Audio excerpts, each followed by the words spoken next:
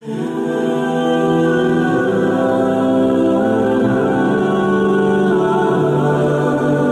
کوئی بندہ ایسا ہے جو دن میں 1,00,000 مرتبہ درود پڑھتا ہو، پہلی بات تو اتنا کوئی ہوگا نہیں، اور اگر پڑھتا ہو کوئی تو کمال کا بندہ ہوگا جو حضور پاک صلی اللہ علیہ وسلم پر دن میں 1,00,000 مرتبہ درود پڑھتا ہو۔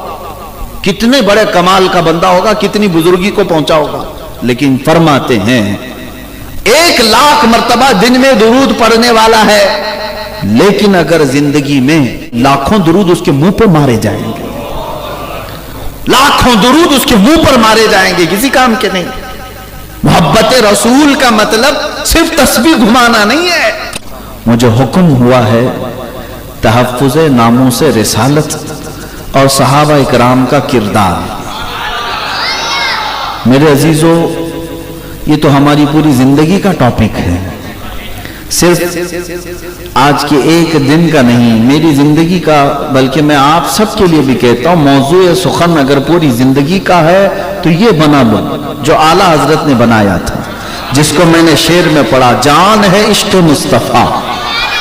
جس طرح انسان کے ساتھ جان لگی ہوئی رہتی ہے، جب تک جان ہے حرکت ہے، جب تک آپ کے جسم میں جان ہے، ہاتھ اٹھ رہا ہے، پیر اٹھ رہا ہے، زبان بول رہی، آنکھ دیکھ رہی ہے، کان سن رہے، جان ہے آپ کے اندر تو جسم میں حرکت ہے۔ اور فاضل بریلوی امام عشق و محبت نے کیا کہا، جس طرح انسان کے اندر جان ہوتی ہے ایسی ہی مومن کے لیے عشق مصطفیٰ جان کی طرح ہے۔ جب تک حضور کی محبت تمہارے اندر موجود ہے، تمہارے جسموں کی حرکت نہیں بلکہ تمہارے چہروں کی رونق بھی باقی رہے گی، تمہارے آنکھوں کا نور اور دل کا سرور بھی میرے مصطفیٰ کا، ان کا تذکرہ ہے، ان کی محبت ہے۔ اور ہمارے لیے میں آپ کی بات یہ بتا دوں، ہم حضور پاک صلی اللہ تعالی علیہ وسلم کی محبت کا تذکرہ اکثر محفلوں میں کیوں کرتے ہیں؟ الفضل لما شہید بہ الاعداء، ایک عربی کا مقولہ ہے، فضیلت اس کی جس کی دشمن بھی گواہی دیتے ہوں۔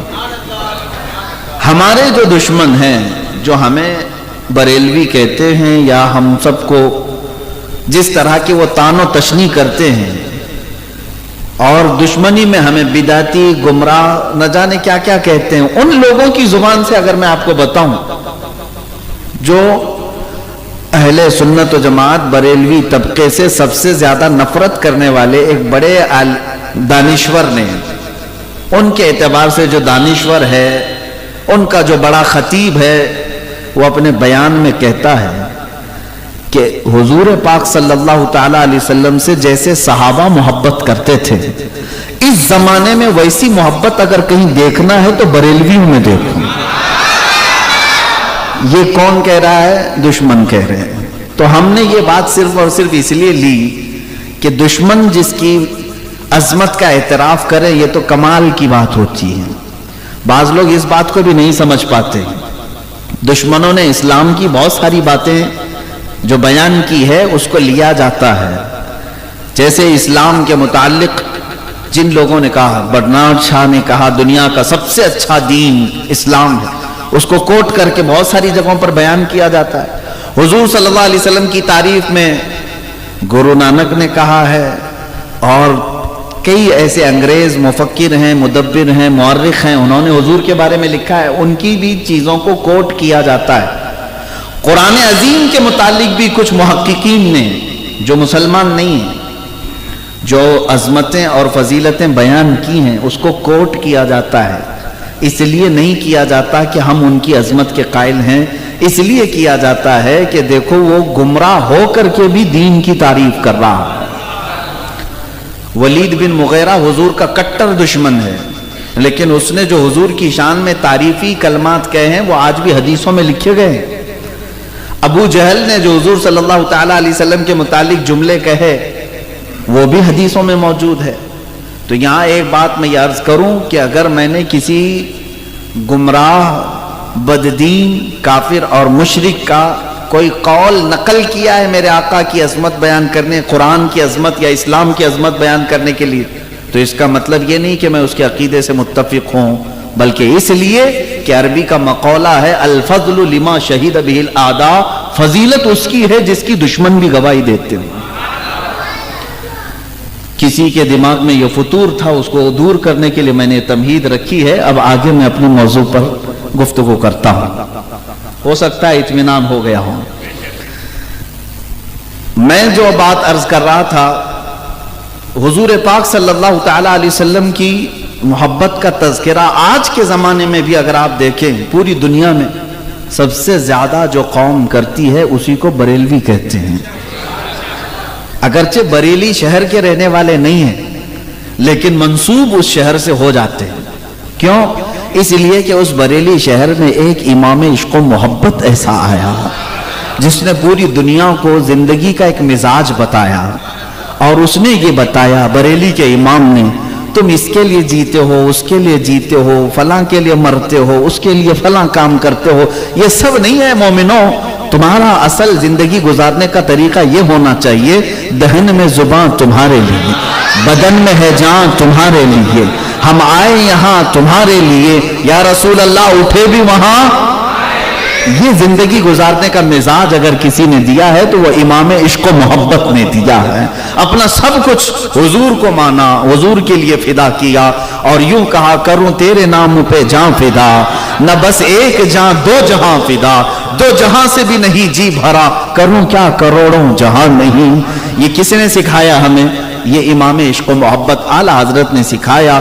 इसलिए इस तबके को आज मंसूब कर दिया जाता है बरेली शहर से। अब आगे मैं बात बताऊं, हुजूर पाक सल्लल्लाहु तआला अलैहि वसल्लम की मोहब्बत और उनका तज़किरा हमारे लिए क्यों जरूरी है? क्यों जरूरी है?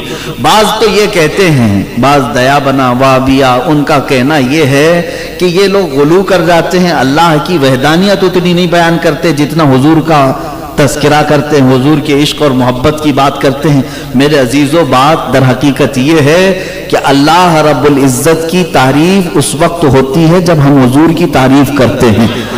ये भी हमारे आला हजरत ने यूं करके बताया, हमद बयान की अल्लाह की हमद बयान की, लेकिन कैसे बयान की? वही रब है जिसने तुझको हमतन करम बनाया, हमें भीख मांगने को तेरा आस्था बताया, तुझे हमद है खुदाया, तुझे हमद है खुदाया। यानी अल्लाह की तारीफ भी अगर सबसे बड़ी तारीफ है तो क्या कहा जाए? उसकी मखलूकात में करोड़ों मखलूक हैं, अगर कोई तारीफ करना चाहे अल्लाह की तो यूं भी कह सकता है, ये इंसान है, कितना बेहतरीन अल्लाह ने इसको बनाया है, ये दरख्त हैं, ये फल हैं, ये पौधे हैं, ये फूल हैं, ये कीड़े मकोड़े हैं, ये जानवर हैं, ये बहाई में परिंदे हैं, इनको अल्लाह ने कैसी कैसी शक्लें दी, इससे भी तारीफ होती है। लेकिन कायनात में सबसे बड़ी अगर तारीफ है तो यूं कहा जाएगा, वो रब कितना आलीशान आला है जो मोहम्मद जैसा इंसान कामिल पैदा किया है। इसीलिए इकबाल ने यूं कहा था, हो ना ये फूल तो बुलबुल का तरन्नुम भी ना हो ना ये फूल तो बुलबुल का तरन्नुम भी ना हो, चमने दहर में कलियों का तबस्सुम भी ना हो। और कहता है, इकबाल कहता है, हो ना ये साकी तो मैं भी ना हो, खुम भी ना हो, बस में तौहीद दुनिया में ना हो, तुम भी ना हो। अल्लाह की वहदानियत बयान करना अगर किसी ने सिखाया है तो वो मोहम्मद रसूलुल्लाह ने सिखाया।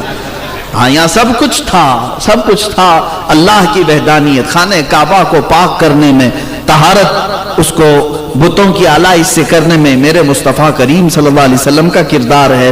इसीलिए इकबाल कहता है, बज़्म तौहीद दुनिया में ना हो, तुम भी ना हो, ख़ीमा अफ़लाक का इस्तादा उसी नाम से है, नबज़ हस्ती तफश आमादा उसी नाम से है, दश्त में दामने कोहसार में मैदान में है, बहर में मौज की आगोश में तूफान में है, चीन के शहर मराकश के बयाबान में है, और पोशीदा मुसलमान के ईमान में है।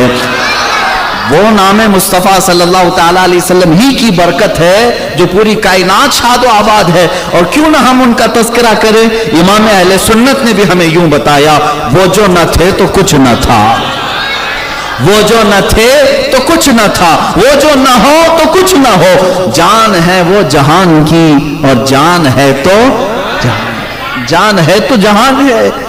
और इस मसले में अब आपको अंदाजा हो जाए, सहाबा इकराम का किरदार मैं अभी बताता हूं कि सहाबा ने अपनी जिंदगी में सबसे ज्यादा अगर किसी चीज की हिफाजत का ख्याल किया है तो वो ज़ाते रसूल पाक है, वो नामूसे रिसालत है। حضور پاک صلی اللہ علیہ وسلم کی عزت ہی کو ناموس رسالت کہا جاتا ہے. ہو سکتا ہے آپ کے لیے نیا لفظ لگتا ہو، یہ کوئی نیا لفظ نہیں. حضور کی عزت کو ناموس رسالت کہا جاتا ہے. میرے آقا صلی اللہ علیہ وسلم کی عزت کی حفاظت کرنا یہی تحفظ ناموس رسالت.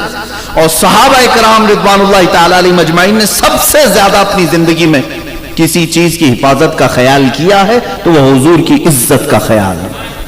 اس سے زیادہ وہ کسی چیز میں بہت زیادہ اتنے سیریس نہیں ہوتے جتنا حضور کے معاملے میں ہوتے تھے. بہت زیادہ سیریس ہو جاتے، یہاں تک کہ انہوں نے اپنی ماں باپ کو بھی نہیں دیکھا، بھائی بہنوں کو بھی نہیں دیکھا، کسی کو نہیں دیکھا جب ناموس رسالت کی بات آئی. کیوں؟ صحابہ کو معلوم تھا خیمہ افلاک کا استادہ اسی نام سے ہے، پوری کائنات کا دار و مدار اس نام سے ہے. اور اسی کو اقبال نے کہا نا، ہمیں کرنی ہے شہنشاہ بطحا کی رضا جوئی. ہم سب یہ اگر سمجھ جائے نا، وہ صحابہ کی زبان ہے جو اقبال ترجمہ کر کے کہہ رہا ہے، ہمیں کرنی ہے شہنشاہ بطحا کی رضا جوئی. وہ اپنے ہو گئے تو رحمت پروردگار اپنی. اگر حضور ہماری طرف مسکرا کر کے دیکھ لیں تو پھر رب ذوالجلال کی ساری عنایتیں ہمارے ساتھ ہیں. اسی لیے اقبال نے یہ کہا تھا کہ ہمیں کرنی ہے شہنشاہ بطحا کی رضا جوئی. وہ اپنے ہو گئے تو رحمت پروردگار اپنی. صحابہ اکرام نے اس مسئلے کو سمجھ لیا تھا کہ اپنا خیال کرنا اہم نہیں ہے. یہاں پر اپنی اولاد، اپنی بیوی بچے اور اپنے گھر بار کا خیال کرنا اہم نہیں. اگر ہم نے حضور پاک صلی اللہ علیہ وسلم کی عزت کا خیال کر لیا تو پھر ہماری تمام چیزیں تو اللہ خود ہی انتظام فرمائے گا. اس کا وعدہ ہے ان تنصر اللہ ینصرکم. اگر تم اللہ کے دین کی مدد میں لگے ہو، اس سے مراد کیا ہے؟ رسول پاک صلی اللہ علیہ وسلم کی عزت ہی ہے. پورا دین یہی ہے جس کو اقبال یوں کہتا ہے، بمصطفیٰ برساں خیش کے دی ہما اوست. اپنے آپ کو حضور کے قدموں تک پہنچا دو، یہی دین ہے. دین کس کا نام ہے؟ حضور پاک صلی اللہ علیہ وسلم کے قدموں تک اپنے آپ کو پہنچا دو. اگر بؤن لسیدی تمام بو لہبیست. اور اقبال نے یہ بھی کہا اگر تم وہاں تک نہیں پہنچ سکے تو پھر پوری زندگی ابو لہب کی طرح ہے. تمہاری زندگی ابو لہب کی طرح ہے کہ قریب بھی رہا لیکن ایمان نہیں لا سکا. میرے عزیزو مسلمانوں، اس بات کو سمجھ لینا، جو لوگ دنیا میں ہیلے بہانے کرتے ہیں، ابھی ہمارے ساتھ حالات بڑے خراب ہیں، ہم کہاں ابھی ناموس رسالت کی بات کریں ہیں. تو پھر یاد رکھنا کہ تمہاری عزتیں بھی خطرے میں ہے، تمہارا ایمان بھی خطرے میں ہے. تمہاری عزتیں تو جائیں گی ہی جائیں گی، لیکن ایمان بھی جانے کا ڈر ہے، اندیشہ ہے. اسی لیے میں وہ قول یاد کرتا ہوں تو یعنی رونگٹے کھڑے ہو جاتے ہیں. علامہ جلال الدین رومی رحمۃ اللہ علیہ فرماتے ہیں اگر کوئی بندہ ایسا ہے جو دن میں 1,00,000 مرتبہ درود پڑھتا ہو، پہلی بات تو اتنا کوئی ہوگا نہیں، اور اگر پڑھتا ہو کوئی تو کمال کا بندہ ہوگا جو حضور پاک صلی اللہ علیہ وسلم پر دن میں 1,00,000 مرتبہ درود پڑھتا ہو. کتنے بڑے کمال کا بندہ ہوگا، کتنی بزرگی کو پہنچا ہوگا. لیکن فرماتے ہیں 1,00,000 مرتبہ دن میں درود پڑھنے والا ہے، لیکن اگر زندگی میں کبھی حضور کی کوئی توہین کیا اور یہ خاموش رہتا ہے تو یہ لاکھوں درود اس کے منہ پر مارے جائیں گے. لاکھوں درود اس کے منہ پر مارے جائیں گے، کسی کام کے نہیں. محبت رسول کا مطلب صرف تسبیح گھمانا نہیں ہے، صرف حضور پاک صلی اللہ تعالی علیہ وسلم کے لیے بیٹھ کر کے سیف جگہ پر نعرے لگانا ہی نہیں ہے. یہ شہادت گہے الفت میں ہے قدم رکھنا. لوگ آسان سمجھتے ہیں مسلمان ہونا. میرے عزیزو، یہ دین ہمارے تک جو آیا ہے وہ پھولوں کی سیج پر سج کر نہیں آیا. یہ دین حضور پاک کی عزت کو بچانے کے لیے جن لوگوں نے اپنی جانیں داؤ پر لگائی، وہ مکہ کی گلیاں آج تک گواہ ہیں جہاں بلال حبشی کو کھینچا جاتا تھا، جہاں خباب اور خبیب جیسے صحابہ کو سولی پر چڑھایا گیا تھا، سیدہ سمیہ کو شرمگاہ پر نیزہ مار کر کے شہید کیا گیا تھا صرف نام مصطفیٰ کی وجہ سے. وہ کیا کام کرتے تھے؟ صرف حضور پاک کی محبت. ان لوگوں نے جانیں دے دی. آپ سب کو اگر تفصیل میں لے جاؤں تو بڑی لمبی گفتگو ہو جائے گی. تحفظ ناموس رسالت کے لیے صحابہ کا کردار کیا تھا؟ میرے عزیزو، پورا सहाबा का किरदार अगर देखें, उनकी सारी जंगें, सारी जिहाद, सारे गज़वात नाम मुस्तफ़ा की हिफाजत के लिए ही तो थे। जिसने अगर हुजूर पाक सल्लल्लाहु अलैहि वसल्लम की तरफ उंगली भी उठाई तो उसका क्या हशर किया उन्होंने। अब आपको मैं बताऊं, आज हम सबको कितना सीरियस होना चाहिए। मैं आप सबको ये चीज वसीयत और नसीहत के तौर पर दे जाता हूं। हमारे बच्चे भी हैं, जवान भी हैं, बूढ़े भी हैं। अमन का पैगाम यकीनन इस्लाम देता है, और हम जो है अमन, उखुवत, भाईचारगी का पैगाम देते देते बूढ़े भी हो जाते हैं। हमारी अक्सर तकरीरें भी होती हैं, लेकिन एक बात याद रखना, तुम हर चीज को कंप्रोमाइज कर लेना। माफ करना हो तो माफ कर देना। कभी तुम्हारे साथ ज्यादती हुई है, किसी ने जाती तौर पर तुम्हें दचका लगाया, माफ कर सकते हो कर दो। किसी ने तुम्हारा माल हड़प लिया, किसी ने तुम्हारे बीवी बच्चे माँ बाप किसी के साथ कुछ किया है, दरगुजर कर सकते हो तो कर लो। हाँ, कंप्रोमाइज किया जा सकता है, लेकिन याद रखना एक बात में कभी कंप्रोमाइज नहीं हो सकता, वो है हुजूर की इज्जत का मामला। रसूल पाक सल्लल्लाहु अलैहि वसल्लम की इज्जत के मामले में कुछ लोग आज यूं भी कह देते हैं, हुजूर तो बहुतों को माफ करते थे, तुम क्यों नहीं माफ करते? जालिमों, ये हुजूर का हक था, वो जिसे चाहे माफ करें। यह उम्मत को हक नहीं दिया गया है, उम्मत को यह इख्तियार नहीं दिया गया है कि तुम हुजूर की तरफ से खुद भी माफ करते फिरो। नहीं, हमारे लिए यह है कि हम जो है एक ही चीज अपने बुजुर्गों से सीखे हैं। हमारी तकरीरें हैं, आजकल हमारी इमेज बड़ी खराब करके पेश की गई है। मैं अपने बारे में कहता हूं, अल्हम्दुलिल्लाह हजारों चाहने वाले मोहब्बत के साथ हमारा इस्तेकबाल करते हैं, अल्लाह उन्हें जज़ा अता करे। लेकिन मैं जानता हूं कुछ वो हासिदीन और कुछ मुशरिकीन और कुछ इनाद में डूबे हुए लोग यहां तक की बातें करते हैं, अरे इसको बुलाएंगे फला हो जाएगा और हुकूमत पकड़ लेगी, सीबीआई रेड मारेगी, फला फला फला चीजें, इस तरह की बातें फैला करके रखे हुए हैं। मैं आपको बताता हूं, इस्लाही तकारीर भी हमारी बहुत सारी हैं, सुन ले। बहुत दिनों तक हमने हर चीज के बारे में गुफ्तगू की है बुराइयों के खात्मे के लिए, लेकिन एक चीज हमने बुजुर्गों से सीखी भी है और सुनी भी है। निहायत नरम रहना, मुस्कुराते रहना, निहायत नरम रहना, यही अखलाक मुस्तफा है। नरम लहजे में गुफ्तगू करो, नरमी से बात करो, लोगों के साथ मोहब्बत से पेश आओ। हम इस तरह का अमल करने की कोशिश करते हैं, लेकिन एक चीज हमें विरासत में मिली है, जब हुजूर पाक सल्लल्लाहु ताला अलैहि वसल्लम की शान में कोई गुस्ताखी करे तो न दिमाग ठंडा रखो, न दिल नरम रखो, न जुबान मीठी रखो। तीन ही चीजें होती हैं, दिमाग, दिल और जुबान। बुजुर्गों ने फरमाया, गुस्ताखे रसूल के लिए, मेरे मुस्तफा करीम सल्लल्लाहु अलैहि वसल्लम की तौहीन करने वाले के लिए न दिमाग ठंडा रहेगा, न दिल नरम रहेगा, न जुबान मीठी रहेगी। और ये मेरा अपना नहीं है, ये मजहब सहाबा से मिला हुआ है। आओ मैं तुम्हें दलील के तौर पर बताऊं। हुजूर पाक सल्लल्लाहु ताला अलैहि वसल्लम की बारगाह में एक कासिद आया, उर्वा बिन मसूद सकफी।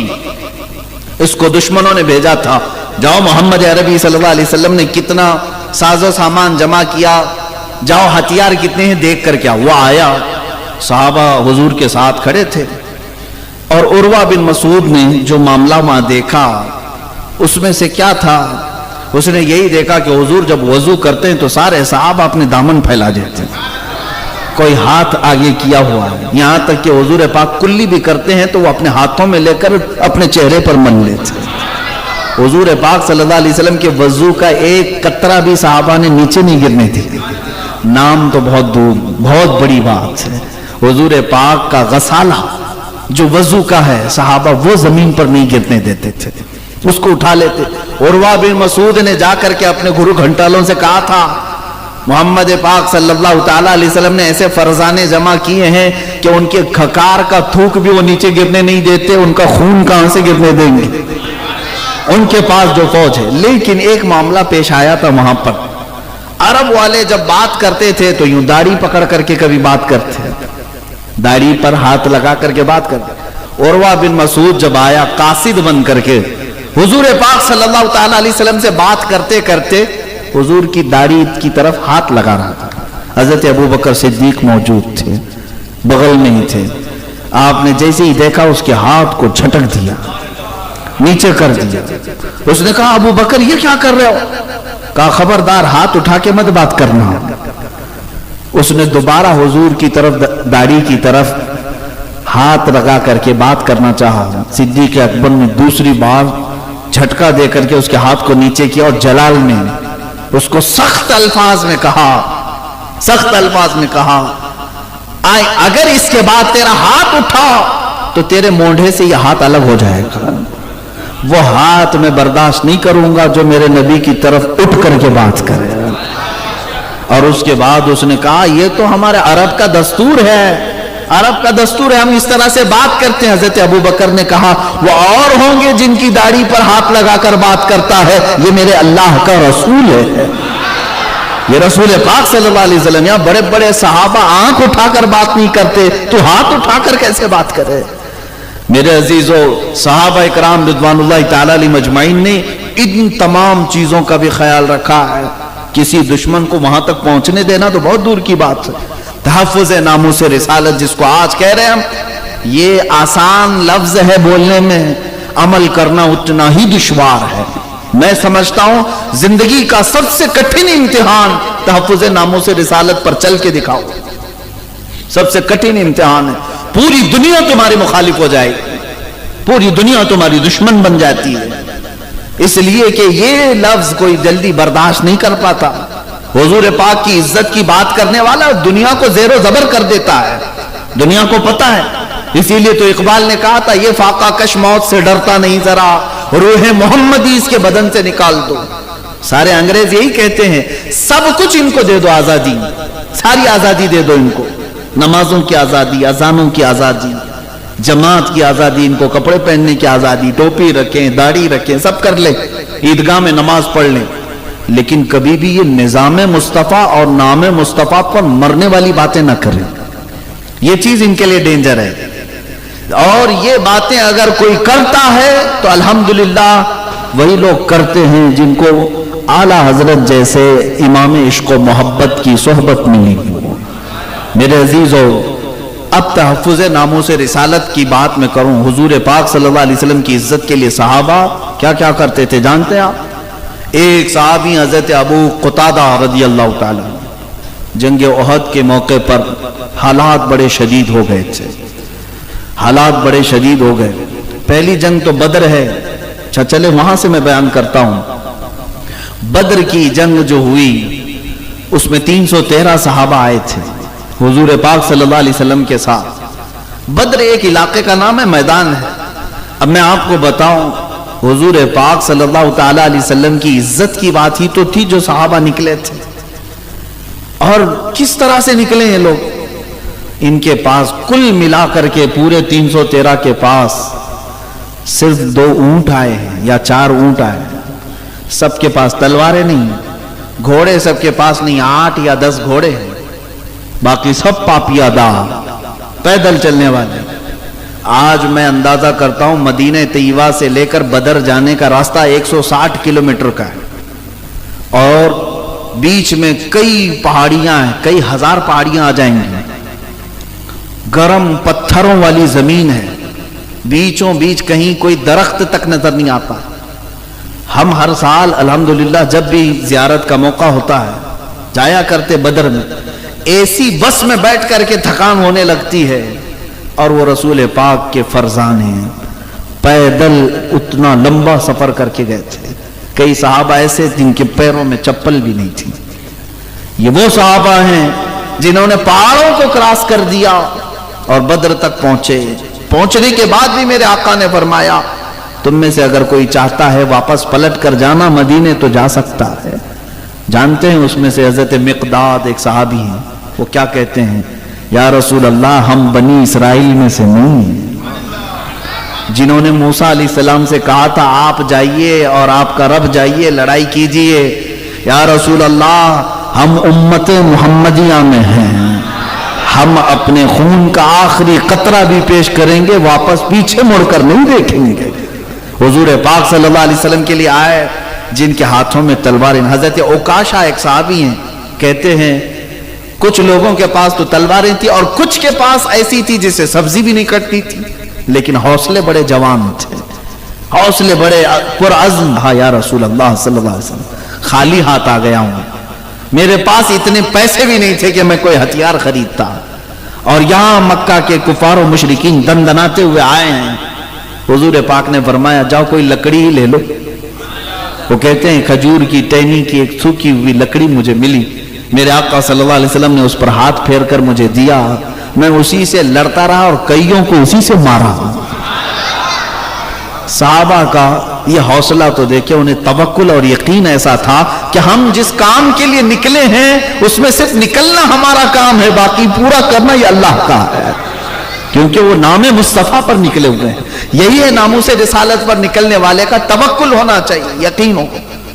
جگہ جگہ اسباب کی کمی، جگہ جگہ دشمنوں کی بہتات، لیکن اللہ ہر گھڑی اس کے ساتھ ہوتا ہے، رب ذوالجلال ان کے ساتھ ہے۔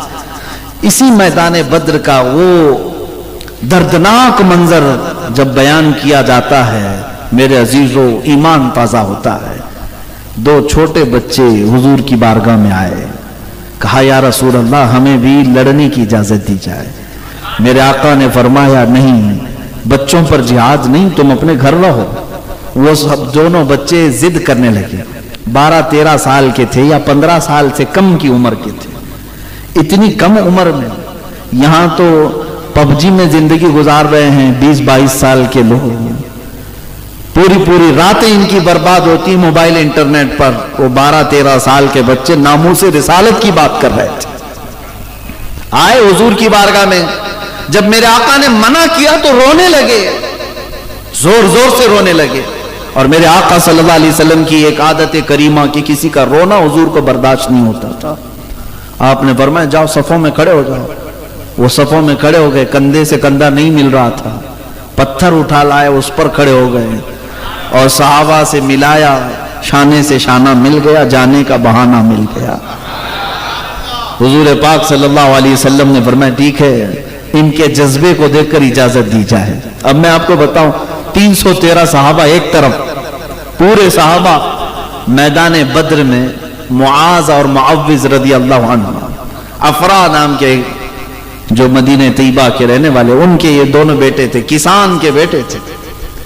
آئے حضرت عبد الرحمن بن عوف کہتے ہیں میں میدان بدر میں دوپہر کا وقت تھا، یہ دونوں بچوں کا میرے سے سامنا ہو گیا۔ وہ دونوں پوچھنے لگے چچا جان ابو جہل کس کا نام ہے؟ وہ جانتے تک نہیں تھے۔ حضرت عبد الرحمن بن عوف کہتے ہیں تم کیا کرو گے اس کا؟ وہ دونوں کہنے لگے اس لیے کہ ہم نے سنا ہے ہمارے نبی کو گالیاں دیتا ہے۔ یہ ہے ناموس رسالت پر فکر کرنا، برداشت نہیں ہوتا۔ چچا جان بتائیں۔ حضرت عبد الرحمن ان کے جذبے کو دیکھ کر مسکرائے، کہا وہ سردار قریش ہے، وہ پہلوان ہے مکہ کا، اس کے ارد گرد کئی لوگ ہوتے ہیں۔ تو یہ بات ان بچوں کو سمجھا رہے تھے۔ اتفاق کی بات ایسے کہ ابو جہل سامنے سے گزر رہا تھا۔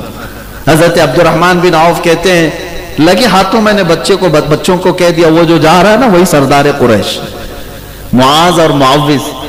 حضرت عبد الرحمن کہتے ہیں میری بات ابھی کمپلیٹ بھی نہیں ہوئی تھی، چیل کی طرح یہ جھپٹ گئے اس پر، اور جس غرور اور گھمنڈ میں وہ چلتا تھا ابو جہل، اسے کبھی یہ ایکسپیکٹیشن بھی نہیں تھا کہ کوئی بچہ قریب آتا ہے۔ اور وہ گھوڑے پر سوار تھا، ان دونوں بچوں میں سے ایک نے اس کے ٹانگوں پر مارا گھوڑے کی، وہ نیچے زمین پر آیا، دوسرا سینے پر بیٹھ گیا اور دونوں نے مل کر کے اس کی گردن الگ کر دی۔ تاریخ میں یہ موجود ہے، 313 صحابہ بدر میں تھے۔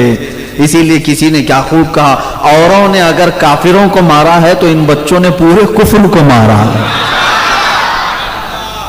عزیزان گرامی، یہ دو بچے تھے جنہوں نے حضور پاک کے گستاخ کو فنا فی النار کیا تھا، اسے واصل جہنم کیا تھا۔ یہ بچے کہاں پیدا ہوئے؟ کس گھر میں؟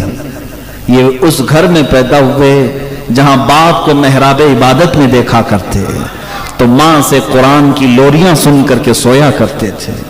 ان کی تربیت میں ماں باپ کا عمل دخل رہا ہے، جنہوں نے ہر گھڑی ہر لمحہ اپنے بچوں کو یہ کہا تھا اے بچوں ہماری زندگی کچھ بھی نہیں، اگر حضور کی زندگی سلامت ہے تو سب سلامت ہے۔ ان بچوں کو مدینے کی عورتیں یہ سکھاتی تھی رات بھر کہ رسول پاک کی عزت اور ان کا نام سلامت ہے تو سمجھ لو ہم سب سلامت ہیں. اور وہیں سے یہ بچے پلے تھے. لیکن میرے عزیزو ایسا نہیں ہے کہ ان بچوں کے ساتھ کچھ نہیں ہوا. ان میں سے ایک بچے معاذ، ان کے کندھے پر ایک کافر نے تلوار ماری، ہاتھ الگ ہو گیا لیکن بغل کی چمڑی سے لٹک رہا تھا. اس بچے نے اپنے دوسرے ہاتھ میں تلوار اٹھائی، پھر میدان میں آیا. ہماری انگلی بھی کٹے نہ تو ہم بھاگ جائیں، ناخن اکھڑ جائے تو ہم بیٹھ جائیں پٹی کرنے کے لیے. ہاتھ الگ ہوا ہے مونڈے سے اور چمڑی سے صرف لٹک رہا ہے. اور وہ کرکٹ کا گراؤنڈ نہیں ہے، فٹ بال کا گراؤنڈ نہیں ہے، میدان جنگ ہے. ہر گھڑی تلواروں کی آواز، نیزوں کی بوچھار کی آواز. یہ جذبہ آتا کہاں سے ہے؟ یہ جذبہ اسی وقت آتا ہے جب حضور پاک کی محبت میں کوئی فنا ہوتا ہے. میرے عزیزو، اس بچے نے دوسرے ہاتھ میں تلوار لی اور میدان میں کودتا رہا. صحابہ کہتے ہیں ہم نے وہ منظر بھی دیکھا کہ اس بچے نے بار بار یہ ہاتھ لٹک کر کے سامنے آ رہا تھا تو اپنے پیر میں ہاتھ کو دبا کر کھینچ کے نکال دیا، کھینچ کے نکالا اور پھینک دیا. اور کیا کہا جانتے ہیں؟ مجھے اس ہاتھ کی ضرورت نہیں جو اللہ کی رضا میں خلل پیدا کر رہا ہوں. میرے مصطفیٰ کے لیے لڑنے آیا ہوں، خلل پیدا کر رہا ہوں. یہ دونوں بچے اس میدان بدر میں شہید ہوئے، ان کو شہید کیا گیا. آج بھی ان کا نام وہاں پر بدر کے میدان میں جلی حرفوں سے لکھا ہوا ہے. لاکھوں سلام ان کی تربت پر جن پر ہم سب کی زندگیاں ان کے ناخن تک بھی نہیں پہنچ سکتی. یہ ہے تحفظ ناموس رسالت. کیا ان کے سامنے جوانی نہیں تھی؟ کیا ان کی کوئی زندگی نہیں تھی؟ وہ کسی کے بیٹے نہیں تھے؟ کیا ان کے باپ نے واویلا کیا، ان کی ماں نے ماتم کیا، میرے دونوں لال چلے گئے؟ نہیں میرے عزیزو، سب لٹ جانے کے بعد بھی وہ صحابہ کہتے فزت برب الکعبہ، کامیاب ہو گئے رب کعبہ کی قسم. یہ بدر کا معاملہ تھا. آؤ احد کے میدان میں جو صحابہ کا کردار ہے میں بتاؤں. ایک سے ایک کردار تحفظ ناموس رسالت کے لیے. صرف اگر کوئی جنگ احد کی پوری تاریخ پڑھ لے میں سمجھتا ہوں وہ بزدل نہیں ہو سکتا. اور بزدل آدمی کو یہ باتیں سننا بھی نہیں چاہیے اور ایسے بیانات میں بیٹھنا بھی نہیں چاہیے. ہاں جس کے اندر ایمان کا ذرہ بھی باقی ہے وہ میرے مصطفیٰ کے لیے اپنی جان حاضر رکھے. بدر کے میدان کے بعد احد کا جو میدان ہے یہ تاریخی ہے اور بہت سخت آزمائش ہے صحابہ کے لیے. اب تو تعداد 1000 کے برابر تھی، 1000 کے برابر تعداد تھی مسلمانوں کی اور ان کی بہت زیادہ تھی. لیکن ہوا کیا؟ یہاں پہ معاملہ پلٹ گیا تھا. جو مسلمانوں کو اللہ نے فتح عطا کی تھی وہ حضور پاک صلی اللہ تعالی علیہ وسلم کی ایک بات جس کا صحابہ نے انتظار نہیں کیا، جس کی پاداش میں جیتی ہوئی جنگ شکست میں بدل گئی. میں آپ کو بتاتا ہوں کہ حضور پاک صلی اللہ تعالی علیہ وسلم کی ہر بات کا کتنا لحاظ کرنا ضروری ہے امت کو. میدان احد کیسا ہے اس کا لوکیشن میں آپ کو بتاؤں. میدان احد ایسا تھا کہ مشرکین سامنے ہیں، مومنین اس طرف ہیں. اور مومنین کو حضور صلی اللہ علیہ وسلم کی طرف سے ایک چھوٹا سا ٹیلا ملا تھا، ایک پہاڑی جس کو جبل رمات کہتے ہیں. آج بھی وہ موجود ہے مدینے سے 5 کلومیٹر باہر احد پہاڑ کے سامنے جہاں یہ جنگ ہوئی. لوکیشن کے اعتبار سے حضور پاک صلی اللہ علیہ وسلم نے سب سے بہتر لوکیشن منتخب کیا تھا کیونکہ پہاڑ کی اونچائی پر 50 تیر انداز صحابہ کو کھڑا کیا. تیر انداز صحابہ کو حضور نے کھڑا کیا اور کہا تھا کہ جب تک میں نہ کہوں نیچے نہیں اترنا. یہ لفظ پر آپ توجہ دیں. حضور نے کیا فرمایا؟ جب تک میں نہ کہوں یہاں سے نیچے نہیں آنا. صحابہ تیر لے کر کھڑے رہے. اب یہ سب سے بہترین پوائنٹ تھا مومنین کے لیے، صحابہ کے لیے. جب بھی کوئی مشرکین حملہ کرنے کے لیے آگے آتے یہ اوپر سے تیر برسانے لگ جاتے. اوپر جو بھی ہوتا ہے وہ فائدے میں ہے. تو مشرکین شکست کھا کر کے بھاگ رہے تھے اور صحابہ اکرام نے دیکھا دوپہر سے پہلے ہی مشرکین اپنا ساز و سامان چھوڑ کر بھاگ گئے، کافی دور بھاگ گئے. تو یہاں جو مومنین تھے وہ سب مال غنیمت جمع کرنے لگے. جو مال بچا ہوا تھا وہ جمع کر رہے تھے. تو اوپر جو صحابہ کھڑے تھے تیر انداز صحابہ، ان میں سے اکثر صحابہ نے کیا کہا، جنگ ختم ہو گئی، چلو ہم بھی اترتے ہیں، مال غنیمت جمع کرتے ہیں. لیکن چند صحابہ نے کہا نہیں، انتظار کرو حضور کا حکم آنے تک. دیکھیں یہ صحابہ میں آپس میں اجتہادی اختلاف تھا. تو جن لوگوں نے اترنے کا کہا انہوں نے یہ کہا نہیں، حضور نے جنگ ختم ہونے تک کی بات کہی تھی، اب جنگ ختم ہو گئی، دیکھو مشرکین بھاگ گئے، اب کچھ رہا نہیں، ہم اتر جاتے ہیں. 50 میں سے 40 صحابہ اتر گئے، مال غنیمت جمع کرنے لگے. مشرکین کی طرف سے بہادر جنگجو خالد بن ولید آئے ہوئے تھے. اس وقت وہ ایمان لائے ہوئے نہیں تھے، لیکن جنگ کی بہادری میں ان کی مثال نہیں تھی. انہوں نے دیکھا مین پوائنٹ یہی تھا، جبل رمات یہ جب خالی ہو گیا تو خالد بن ولید نے 200 گھڑ سواروں کو لے کر کے پیچھے سے راؤنڈ مارتے ہوئے آیا اور واپس پیچھے کی جانب سے یہ جو 10 اوپر کھڑے تھے ان کو پہلے مار دیا، شہید کیا. اور اس کے بعد اچانک جو صحابہ مال غنیمت جمع کر رہے تھے ان پر انہوں نے حملہ کر دیا. اب جو مشرکین بھاگے ہوئے تھے وہ بھی پلٹ آئے، ادھر سے وہ پلٹ آئے، پیچھے سے خالد بن ولید کی فوج، بیچ میں مسلمان پس گئے، جس میں 70 صحابہ کی جانیں گئی. 70 صحابہ کی جانیں گئی. یہ احد کا معرکہ جو ہے بڑا تفصیلی ہے، میں شارٹ بیان کر رہا ہوں. 70 صحابہ کی جانیں گئی. یہی وہ جنگ ہے جس میں امیر حمزہ کا کلیجہ چبایا گیا تھا. سینہ چاک کر کے ہندا نے کلیجہ نکالا اور کچا چبایا تھا. یہی وہ جنگ ہے جس میں حضرت عبداللہ بن جہش صحابی رسول ہیں، جن کی انگلیاں پوری کاٹی گئی، ہونٹ کاٹے گئے، ناک کاٹی گئی، کان کاٹے گئے، دانت توڑے گئے، ایک ایک ٹکڑا کر کے سوئی سے ہار بنایا گیا، پیرو کر کے ایک رسی میں ڈال کر کے ہار بنایا گیا ان کے ٹکڑوں کا. اور مشرکین نے وہ ہار پہن کر کے فخر سے اعلان کیا تھا عبداللہ بن جہش کے گوشت کے ٹکڑے ہیں. صحابہ کے ساتھ یہ معاملہ ہوا احد کے میدان میں. یہی وہ احد کا میدان ہے جس میں رسول پاک صلی اللہ علیہ وسلم پر ایک ظالم نے لوہے کی ٹوپی ماری تھی جس سے 2 دانت مبارک شہید ہوئے تھے. یہ سب کیوں ہوا تھا جانتے ہیں؟ صرف اور صرف ایک بات تھی. میرے آقا نے فرمایا تھا جب تک میں نہ کہوں نیچے مت آنا. بات سمجھ رہے ہیں؟ قرآن میں اللہ نے فرمایا، اللہ تبارک و تعالیٰ نے فرمایا فَلْيَحْذَرِ الَّذِينَ يُخَالِفُونَ عَنْ أَمْرِهِ، لوگوں کو چاہیے کہ میرے رسول کے حکم کے خلاف کرنے سے بچیں، ورنہ کیا ہوگا؟ ان تصیبہم فتنہ او یصیبہم عذاب علیم. رب تعالیٰ فرماتا ورنہ اللہ تم کو فتنے میں مبتلا کرے گا یا دردناک عذاب میں گرفتار کرے گا. یہ 2 چیزیں ہو سکتی ہیں. حضور کے بارے میں اگر تم نے خیال نہیں کیا، حضور کی حدیثوں کو ہلکے میں لیا، تو پھر یا تو فتنے میں مبتلا ہوگی امت یا پھر دردناک عذاب میں گرفتار ہوگی. ارے وہاں 70 صحابہ کی جانیں گئی.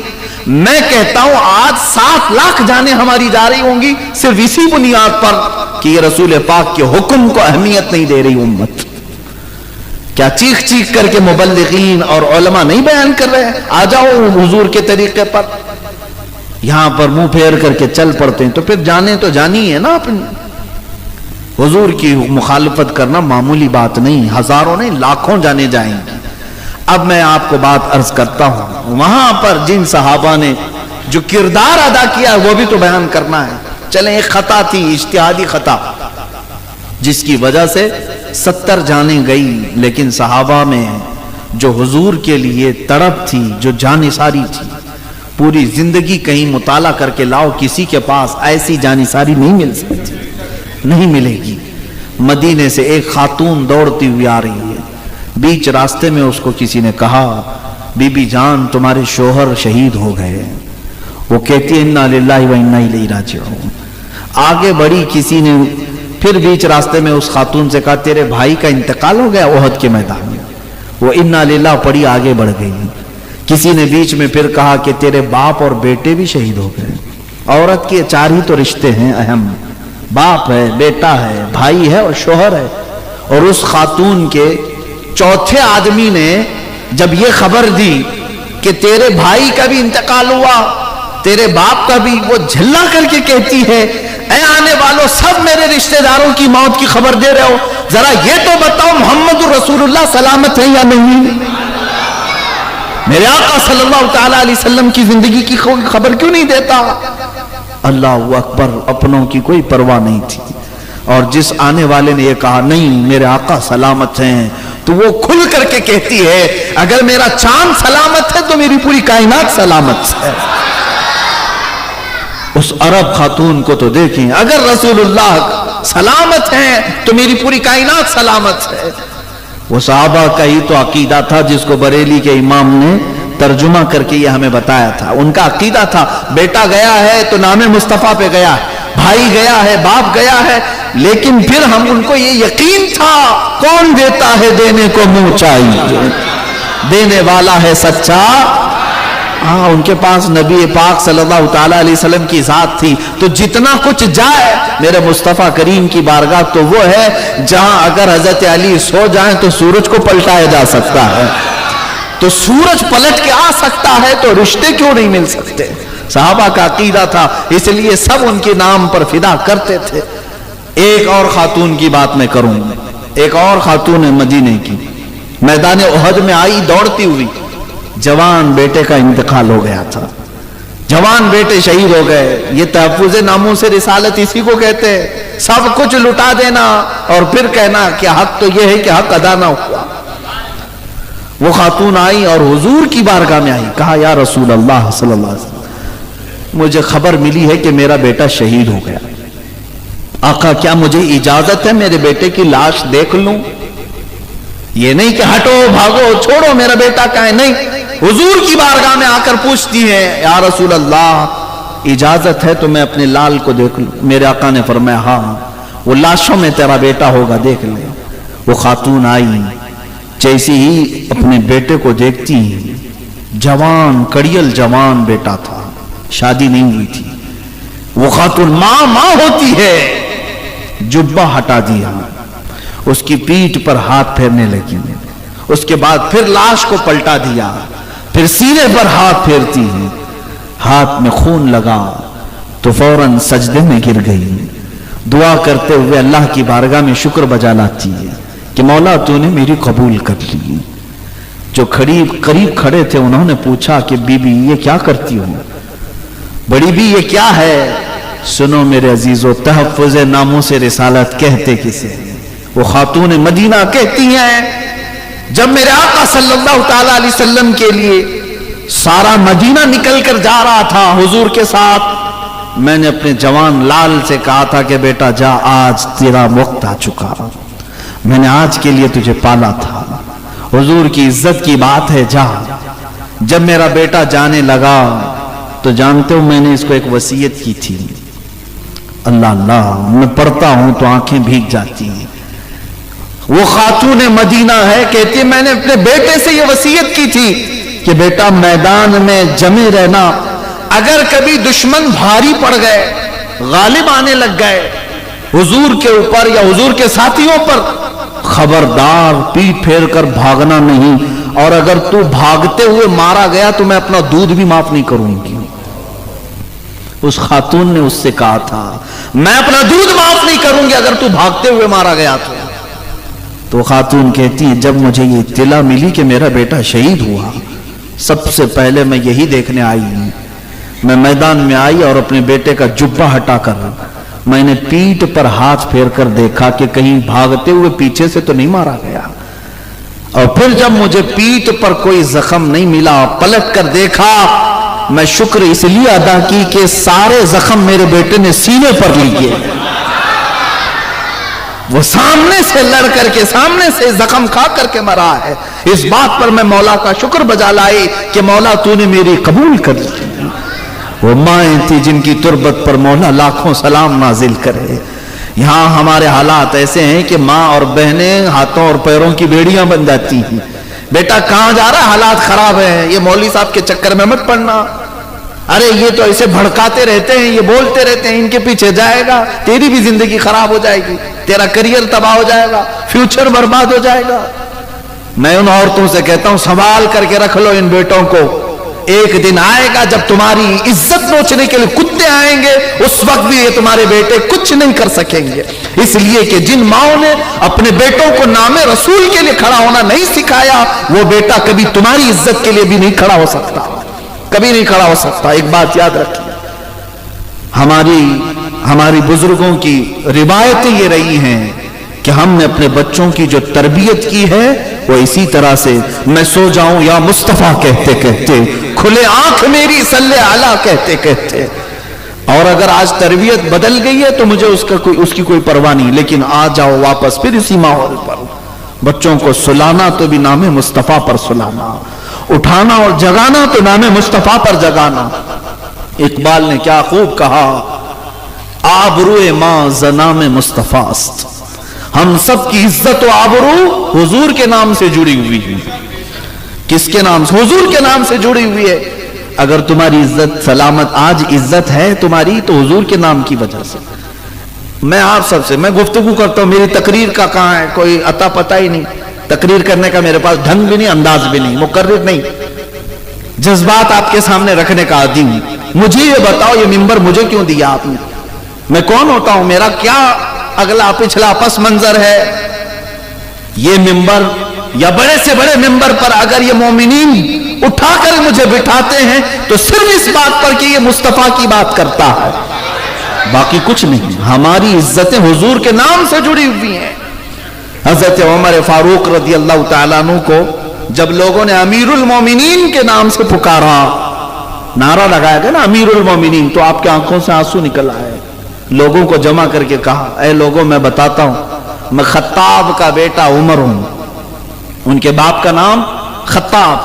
کہتے ہیں بچپن میں 2 بکریاں نہیں سنبھال پاتا تھا، لائن میں نہیں لگا پاتا، میرا باپ مجھے بار بار مارتا تھا، میں بہت مار کھایا اپنے باپ سے، لیکن آج 36 لاکھ اسکوائر کلومیٹر پر تنہا عمر کی حکومت ہے، جس میں مصر بھی تھا، ایران بھی تھا، یمن بھی تھا، عراق بھی تھا، فلسطین بھی تھا، پورا عرب نجد و حجاز بھی تھا، تنہا حضرت عمر فاروق کی نگرانی میں تھا۔ حضرت عمر کہتے ہیں بچپن میں جس کو 2 بکریاں سنبھالنی نہیں آتی، آج وہ 36 لاکھ اسکوائر کلومیٹر پر تنہا حکومت کرتا ہے۔ اے لوگوں، یہ خطاب کا بیٹا عمر ہونے کی وجہ سے نہیں، محمد کا غلام عمر ہونے کی وجہ سے ہے صلی اللہ تعالیٰ علیہ وسلم۔ رسول پاک کے قدموں سے وابستہ ہوا تو یہ ساری عزتیں ہماری ہیں۔ لوگوں نے مجھے امیر المومنین کہنا شروع کیا۔ لوگوں، صرف نام عمر ہے، عمر نام ہونے سے ہر کوئی فاروق نہیں بنتا۔ ابو جہل کا بھی نام عمر تھا، لیکن بات یہ ہے کہ عمر ہو تو قدموں پہ نچھاور ہو۔ اور ان صحابہ کو دیکھیں، میرے آقا کی نسبت ہی تو ہے حضور کے لیے۔ وہ جب جان دینے کی بات کرتے تھے تو مولا نے کہاں کس اوج پر پہنچایا، ایک عرب نے آدمی کا بول بالا کر دیا، خاک کے ذروں کو ہمدوش سریا کر دیا، خود نہ تھے جو راہ پر اوروں کے ہادی بن گئے، کیا نظر تھی جس نے کہ مردوں کو مسیحا کر دیا۔ میرے آقا صلی اللہ تعالیٰ علیہ وسلم کی عنایتوں نے انہیں کہاں پہنچایا۔ عزیزان گرامی، ان خواتین کی بات میں کر رہا تھا جو اپنے لال اور اپنے بیٹوں کی شہادت پر بھی ماتم نہیں کرتی، بلکہ یوں کہتی، مولا میری زندگی وصول ہو گئی، میرا بیٹا تیرے حبیب کے نام پر کام آ گیا۔ آج گھروں میں بزدلی کو ختم کریں۔ میں یہ نہیں کہتا کہ ہر کسی کو مرنے مارنے کے لیے بھیج دیں، میرے عزیزو، اسلام یہ بھی سکھاتا ہے۔ میرے آقا صلی اللہ علیہ وسلم نے فرمایا، لا تتمنوا لقاء عدوکم، تم دشمن سے مڈبھیڑ اور جنگ کرنے کی تمنا مت کرنا کہ ابھی جنگ ہو جائے، ابھی ماریں گے، یہ تمنا بھی مت رکھنا۔ جنگوں میں سوائے نقصان کے کیا ہوتا ہے؟ نقصان بہت ہوتا ہے، لیکن میرے آقا صلی اللہ علیہ وسلم نے فرمایا جنگ کی تمنا مت کرنا، لیکن اگر تمہارے سروں پر کوئی مسلط کر دیا تو پھر قدم بھی پیچھے نہ ہٹانا۔ یہ ہمارا ہے فریضہ، یہ ہے کہ ہم اس وقت تک بات نہیں کرتے۔ دیکھیں آج ہمارا کیا کیا نہیں چھین لیا گیا، سب تو ہماری مسجدیں پامال ہو رہی ہیں۔ روز ایک مسجد کی شہادت کی خبر آتی ہے، تقریباً مسجدوں کو انہوں نے ایسا کھلواڑ بنا دیا کہ راتوں رات پورے کے پورے لوگ مل کر کے اس کو مسمار کرتے ہیں۔ یہ حالات چل رہے ہیں، اور مسلمان کی جان اتنی سستی پڑ گئی آج کہ ان کو جانوروں سے بھی زیادہ دردناک موت کے ساتھ مار دیا جاتا ہے۔ یہ آج کے حالات ہیں، کشمیر جا کر دیکھیں، آسام میں دیکھیں، یہ سب کیا ہو رہا ہے۔ ہم نے کہاں آوازیں اٹھائی ہیں؟ ہمیں پتہ ہے یہ سب ہم مرنے کے انتظار میں باری لگی ہوئی ہے سب کی۔ میرے عزیزوں، سب کچھ چھینا گیا ہے، مسجدیں، خانقاہیں، مزارات، مسلمانوں کی جانیں۔ اب ہماری بچیاں بھی محفوظ نہیں رہی۔ لڑکیوں کو اٹھا کر کے لے جاؤ، مرتد بنا کر کے انہیں نکاح کرو، 4-6 مہینے کے بعد انہیں پھر پھینک دو، یہ بھی چل رہا ہے۔ ہماری بچیوں کو اٹھا کر کے لے جانا، قتل کر دینا، کتنے واقعات دیکھنے کو مل رہے۔ پھر کسی غریب مزدور کو کہیں پکڑ کر کے موب لنچنگ کرنا، یہ سب حالات ہم دیکھ رہے ہیں۔ ہمیں پتہ ہے ہم کس قسم پرسی کے عالم میں گزر رہے ہیں، لیکن ان سب کا جو اصل سبب ہے وہ ایک ہی ہے، ان کے جو ہم غلام تھے خلق کے پیشوا رہے، ان کے جو ہم غلام تھے خلق کے پیشوا رہے، ان سے پھرے، جہاں پھرا پھر آئی کمی وقار میں۔ یہ جو سبب ہے نا حضور سے پھرنے کی وجہ ہے۔ حضور سے جب جب منہ پھیرو گے یہ حالات ہوں گے۔ کتوں کو ہمارے اوپر مسلط کر دیا جائے گا، وہ نوچتے ہوئے بھونکتے ہوئے تمہارے سب کے چھتڑے اڑائیں گے۔ یہ آج حالات اسی وجہ سے۔ اور ظالموں کو سروں پر اس لیے بھی مسلط کیا جاتا ہے کہ تم سیدھے راستے پر آ جاؤ۔ جب بکریاں بہک جاتی ہیں تو کتے انہیں بھونک بھونک کر کے راستے پر لاتے ہیں۔ آج تمہارے اوپر بھی اسی طرح کے حالات آئے۔ اب ہونا یہ چاہیے کہ ہوش کے ناخن لیں اور اصل زندگی کا مقصد سمجھ لیں۔ مسلمانوں کی زندگی کا مقصد اور سبب یہی ہے جو تاج شریعہ بدر طریقہ رحمت اللہ تعالی علیہ نے اپنے کلام میں فرمایا، زندگی یہ نہیں کسی کی کسی کے لیے، زندگی ہے نبی کی نبی کے لیے۔ نہ سمجھ مرتے ہیں زندگی کے لیے، ارے جینا مرنا ہے سب کچھ نبی کے لیے۔ یہ سمجھ جاؤ، حضور پاک صلی اللہ تعالیٰ علیہ وسلم کے لیے تمہیں امانت کے طور پر یہ سب چیزیں دی گئی، اس دن پھر تم عزت کو بھی پالو گے۔ ہاں اب حالات جو صحابہ کے ہوئے ہیں وہ وقتی طور پر ہوئے۔ ایک بات یاد رکھنا، میں حضور پاک صلی اللہ تعالیٰ علیہ وسلم کی عزت کے لیے جو بھی میدان میں کھڑا رہے حفاظت کی بات کرے گا، اس کو دنیا مار تو سکتی ہے لیکن مردہ نہیں کر سکتی۔ توجہ ہے؟ ہاں ایک بات یاد رکھیں، تحفظ ناموس رسالت کے مشن پر کوئی آ گیا، دنیا ساری طاقت جھونک کر کے اسے مار تو سکتی ہے، مردہ کبھی نہیں کر سکتی۔ اس لیے کہ ہم نے دیکھا یزید نے مارا تھا لیکن حسین کو مردہ کبھی نہیں کر سکا۔ مردہ ہونا اور ہے، مار دینا اور ہے۔ ہمارے ہاں تو عقیدہ یہ ہے اسلام زندہ ہوتا ہے ہر کربلا کے بعد۔ جس دن ہماری گردنیں کٹی جائیں گی مر تو جائیں گے لیکن ان کو مردہ نہیں کہا جائے گا، مردہ نہیں ہے۔ اللہ ان کی حیات کی بشارت قرآن میں دے رہا ہے۔ عزیزان گرامی وقار، صحابہ کے کردار میں 2 مثالیں اور رکھ دیتا ہوں۔ حضرت خواتین کی بھی کردار ہیں۔ سیدہ بی بی سمیہ رضی اللہ تعالیٰ عنہا، یہ گھر گھر جاتی تھی پیغام مصطفیٰ لے کر کے۔ یہ مکہ کی گلیوں میں جب ابھی زندگی بڑی کٹھن تھی، کھل کر کے نماز نہیں پڑھ سکتے تھے، اس وقت کی بات ہے حضرت سیدہ سمیہ مشرکین کے گھروں میں جاتی اور حضور کی محبت انہیں پلا کر کے آتی تھی۔ یہ بات کبھی ان کو برداشت نہیں ہوتی۔ ابو جہل نے ایک مرتبہ حضرت سمیہ کو گرفتار کروایا اور بیچ چوراہے میں ان کو گھوڑے کے پیروں سے باندھا گیا۔ ان کے دونوں ہاتھ آگے سے، ان کے پیر پیچھے کے پیروں سے گھوڑے کے باندھ کر گھوڑے کو دوڑایا گیا۔ گھوڑا دوڑتا تھا، ان کی ہڈیاں سرکتی تھیں، ان کی ہڈیاں توڑ دی گئیں اور اس کے بعد ان کی شرمگاہ پر نیزہ مار کر انہیں شہید کیا گیا۔ دردناک شہادت۔ اور اسلام میں شہادت پانے والی سب سے پہلی خاتون سیدہ سمیہ کس نام پر ماری گئی؟ نام مصطفیٰ پر، حضور کی عزت پر۔ اور حضرت یاسر جو حضرت سمیہ کے شوہر تھے، ان کا حال یہ تھا کہ ان کو مشرکین پکڑ کر کے کوئلے جلا کر اس میں الٹا لٹا دیتے تھے۔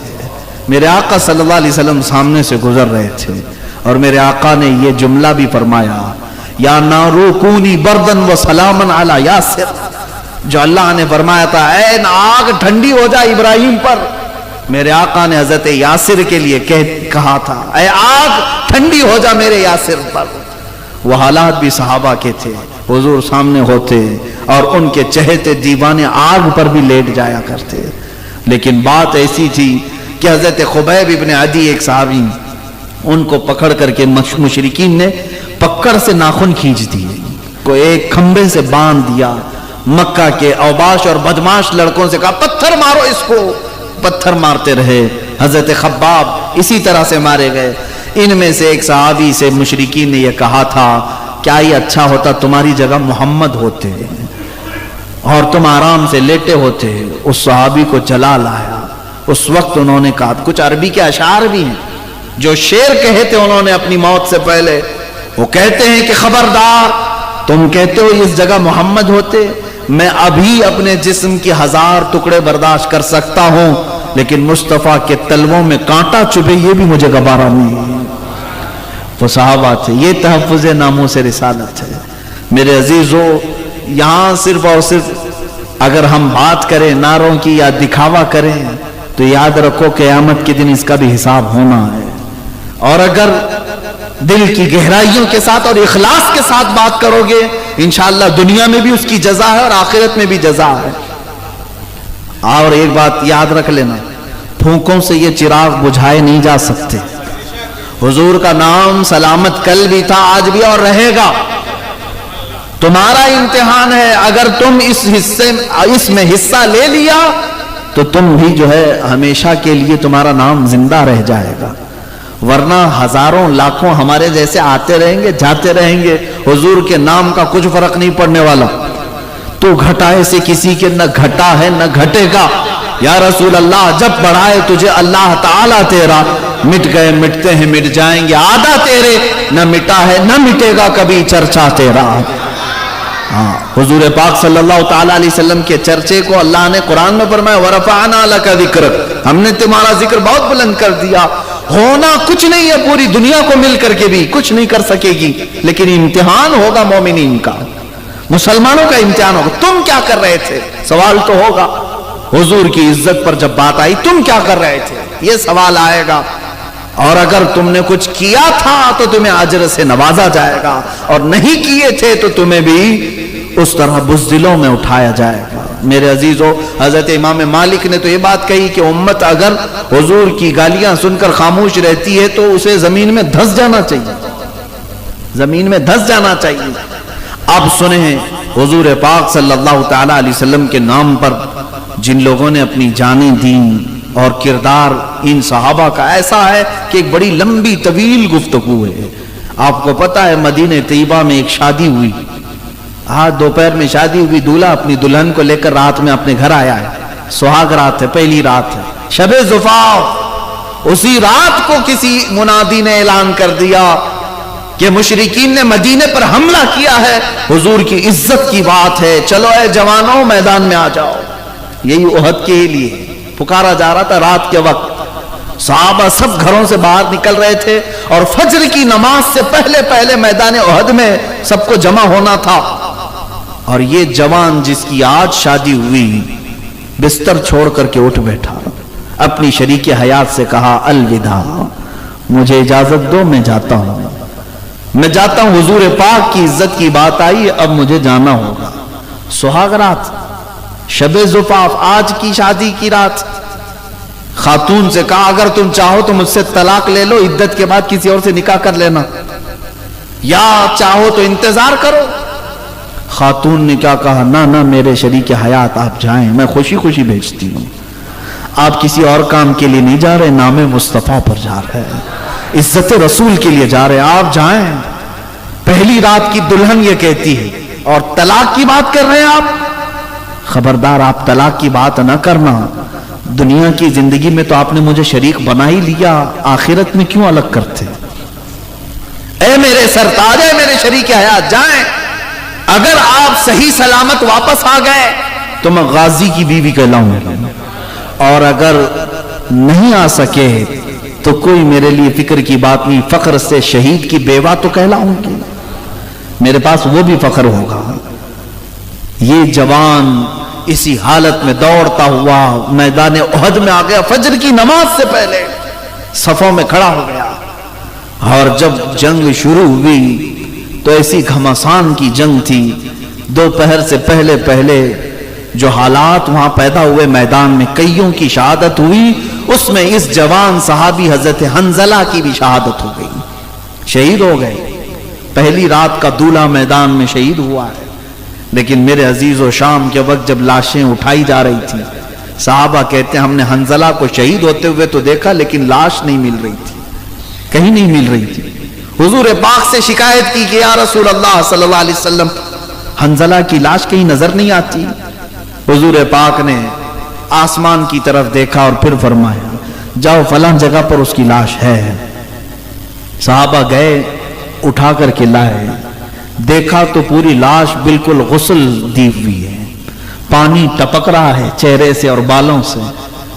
میدان احد میں کون پانی لایا اور کون غسل دیا؟ حضور پاک کے پاس وہ لاش جب لائی گئی، جوان دولہے کی لاش، حضور پاک سے صحابہ نے پوچھا آقا اس کو نہلایا کس نے؟ میرے آقا نے فرمایا اس کو تھوڑی دیر کے لیے اللہ کے فرشتے لے گئے تھے، جنت کے پانی سے میرے حنظلہ کو انہوں نے غسل دیا. اب سوال یہ ہوتا ہے کہ شریعت کا مسئلہ ہے کہ جو شہید ہے اس کو غسل نہیں دیا جاتا، جس حالت میں وہ شہید ہوا اسی حالت میں اسے دفن کیا جاتا ہے، انہی کپڑوں میں. یہ شہید کا اعزاز ہے، ہم اور آپ اللہ تبارک و تعالی شہادت عطا فرمائے. شہید کا یہ اعزاز ہے کہ وہ جن کپڑوں میں، اوروں کے لیے وہ حکم ہے کہ دنیا کے کپڑے چھوڑ دو، اللہ کے پاس آنا ہے تو کفن پہن کے آؤ، لیکن شہید کے لیے یہ ہے اعزاز کہ جو کپڑے تو پہنا ہے اسی میں اللہ کے پاس آ. اور غسل بھی نہیں. تو صحابہ نے پوچھا کہ غسل جب شہید کو نہیں دیا جاتا اس کو کیسے غسل دیا گیا؟ حضور نے فرمایا جاؤ اس کی بیوی سے معلوم کرو، یہ اس کی موت کا غسل نہیں. حنظلہ جب اپنی بیوی سے ہمکنار ہوا تو اس پر غسل واجب تھا جنابت کا، اپنی بیوی کے ساتھ رات گزارا تھا. لیکن حنظلہ نے یہ سوچا نہانے میں دیر نہ ہو جائے اور میں حضور سے پیچھے نہ ہو جاؤں، اسی لیے اسی حالت میں یہ دوڑتا ہوا چلا آیا اور میدان میں شریک ہو گیا، صرف اس بنیاد پر کہ نہانے میں لیٹ نہ ہو جائے اور حضور سے پیچھے نہ ہو جاؤں. اور اس حالت میں یہ آیا اور شہید بھی ہو گیا. تو جو اللہ کے ملائکہ نے اسے غسل دیا وہ موت کا نہیں، وہ جنابت کا غسل ہے، جن کا لقب غسیل الملائکہ ہے. میرے عزیزو یہ مثالیں کہاں سے لا سکو گے؟ ہم اپنے اچھی خاصی راتیں اور اچھے خاصے وقت نہیں دے سکتے، شادی کی رات تو بہت دور کی بات ہے. کون ہے جو آج میرے مصطفیٰ کے نام پر راتیں قربان کرتا ہو؟ وہ نبی رحمت ہیں جو ہر رات ہم سب کے لیے دعائے مغفرت کیا کرتے. آج ہم میلاد کی شب میں یا پھر میلاد کے مہینے میں رات میں بیٹھ کر حضور کو یاد کر لیں تو آپ کیا سمجھتے ہیں ہم نے ان کا حق ادا کر دیا؟ قسم خدا کی حضور پاک کی آنکھوں سے نکلے ہوئے ایک آنسو کے قطرے کا بھی حق نہیں ادا ہو سکے گا. لیکن پھر بھی لوگ یہ آئیں کائیں کرتے رہتے. ہمارے پاس ٹائم نہیں ہے مولانا، وقت نہیں ہے، جو کچھ کرنا ہے وہ ہمیں دکان میں کرنا پڑتا ہے، جاب میں کرنا پڑتا ہے. تمہیں پتہ نہیں جو کچھ تم کھا رہے ہو سب رسول کا صدقہ کھا رہے ہو. حضور پاک صلی اللہ تعالی علیہ وسلم کے نام کا ہے تمہارے پاس جو کچھ بھی ہے. اور جب رب تبارک و تعالی ناراض ہو جائے، غضبناک ہو جائے، ہر چیز سے تمہیں ننگا کر دیا جائے گا، کہیں کے نہیں رہ سکتے. حضور کے نام کا کھاتے ہیں، حضور کے نام کا پیتے ہیں، حضور کے نام کا پہنتے ہیں، اور پھر حضور کی بات آئے تو ہم کہتے ہیں ٹائم نہیں، اپنے پاس وقت نہیں ہے. بدلو اپنی زندگی کو. صحابہ اکرام رضوان اللہ تعالی علیہ مجمعین کے جو کردار ہے، اللہ ان میں سے ایک جھلک بلکہ ایک قطرہ بھی ہمیں عطا فرمائے، ہماری زندگی کی معراج ہو جائے. وہ صحابہ کو دیکھیں، ایک ظالم حضور پاک صلی اللہ تعالی علیہ وسلم کے چہرے پر لوہے کی ٹوپی جو جنگوں میں پہنی جاتی تھی وہ آپ کے چہرے پر مار دیا، اور جیسے ہی وہ آئی حضور پاک کے رخسار مبارک سے لوہے کی جو کڑیاں تھی وہ اندر گھس گئیں، اور جس کی وجہ سے حضور کے 2 دانت مبارک شہید ہوئے. وہ لوہے کی ٹوپی تو نکال لی گئی لیکن جو کڑی تھی، جو تانت تھا، وہ حضور کے رخسار پاک پر اندر چبھا ہوا تھا. کوئی صحابی جو بھی تھے घबराए इतने थे कि सारे लोगों के जिस्म में कपकपी तारी थी। हुजूर को कोई तकलीफ हो जाए ये सहाबा को बर्दाश्त नहीं था। ये कड़ी कैसे निकाली जाए। हजरत अबू बकर सिद्दीक बार बार आगे बढ़ते। फिर वो सहाबी आए हजरत अबू उबैदा बिन जर्राह रज़ी अल्लाह ताला अन्हु। सबको हटाते हुए उन्होंने कहा ये काम मुझे दे दे, मैं रसूल पाक सल्लल्लाहु अलैहि वसल्लम के चेहरे पाक के अंदर गई हुई इस कड़ी को निकालता हूं। उन्होंने हाथ से पकड़ करके नहीं, गए और अपने दांतों से पकड़ करके खींचा। तो हुजूर पाक सल्लल्लाहु अलैहि वसल्लम का एक और दांत मुबारक शहीद हुआ, साथ ही हजरत अबू उबैदा के भी दांत शहीद हुए, उनके भी दांत टूट गए। इतनी मजबूती से वो कड़ी गई थी। मेरे अजीजों, हजरत अबू उबैदा के मुतालिक रिवायत में लिखा जाता है कि फिर उनके बाद उन्होंने कहा अगर मेरे दांत ना टूटते तो मुझे जिंदगी भर अफसोस होता। दांत ना टूटते तो जिंदगी भर अफसोस होता कि हुजूर के दांत मुबारक चले गए और मेरे दांत सलामत कैसे रहे। ये वो सहाबा का किरदार था। जब मुशरिकीन मक्का ने हुजूर का सोशल बाइकाट किया था, 3 साल तक हुजूर से सारा उन्होंने बाइकाट कर रखा था, पूरे खानदान से उनसे लेन देन खरीदो फरोख सलाम कलाम सारी चीजें बंद कर रखी थी। और 3 साल ऐसे गुजरे मेरे आका सल्लल्लाहु अलैहि वसल्लम के शअब अबी तालिब में कि जिस वक्त उनके यहां खाने की कमी ऐसी थी कि पत्ते खाए गए और चमड़े को पानी में उबाल करके खाए मक्का में। और हजरत साद रदी अल्लाह ताला अन्हु मदीने में रहने वाले साहबी, हुजूर पर वो पहले ही इस्लाम ला चुके थे। जब उनको ये खबर हुई ना कि मक्का वालों ने हुजूर का सोशल बाइकाट कर रखा है, हजरत साद मदीने में बैठ करके चमड़े पकाते थे और खाते थे और ये कहते ये कैसे गवारा होगा कि मेरे आका सल्लल्लाहु अलैहि वसल्लम पर फाका चल रहा हो और मैं घर घर में गरम गरम रोटियां तोड़ रहा हूं। वो सहाबा थे, सब कुछ उन्होंने फिदा किया और फिर आखिर में क्या कहा जानते हैं, जान दी हुई उसी की थी, हक तो ये है कि हक अदा ना हुआ। हजरत अबू कुतादा के बारे में मैं कहते कहते रुक गया था।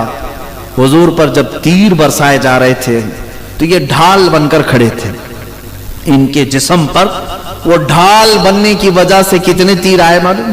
80 तीर लगे थे, लेकिन वो हटने को तैयार नहीं थे। हुजूर पाक के सामने से हटने को तैयार नहीं थे कि कोई तीर हुजूर की तरफ ना आ जाए। जिस्म पर 80 तीर गए, यहां तक के एक तीर आया हजरत अबू कुतादा की सीधे आंख में चला गया और उनकी आंख का ढेला बाहर आ गया, आंख की पुतली बाहर आ गई, लटक गई।